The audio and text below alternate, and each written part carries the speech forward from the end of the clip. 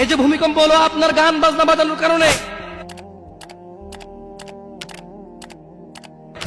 মুহাম্মদ সাল্লাল্লাহু আলাইহি ওয়াসাল্লাম কি মিথ্যা কথা বলে?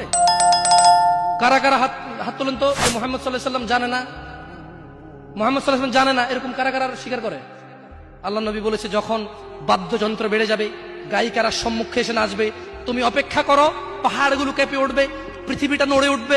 জালজালা ইযা যুলজিলাতিল আরদু জিলজালাহা, যখন পৃথিবী প্রবল কম্পনে প্রকম্পিত হবে।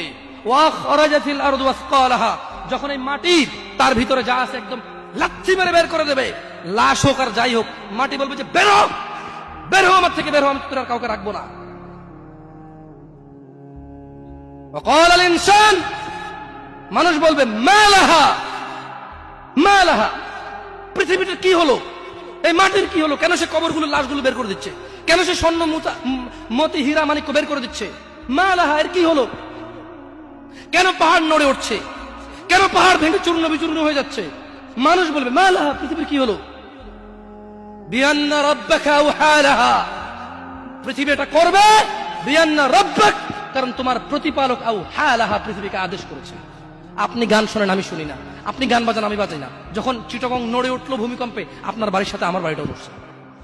বন্ধ করেন এই জুলুম আমাদের উপর, আল্লাহর দিকে তাকিয়ে বন্ধ করেন, আল্লাহর দিকে তাকিয়ে বন্ধ করেন। আপনার বাড়িটা যদি ভেঙে ফেলার ইচ্ছা, বুলডোজারে ভেঙে ফেলেন, কেউ ধরবে? কেউ জিজ্ঞেস করবে আপনাকে? আপনি গান বাজনা শুনে এভাবে পৃথিবীতে বিপর্যয় নিয়ে আসতেছেন। ইত্তাকিল্লাহ হাক্কা তুকাতিহ, আল্লাহকে ভয় করেন যেভাবে ভয় করা উচিত।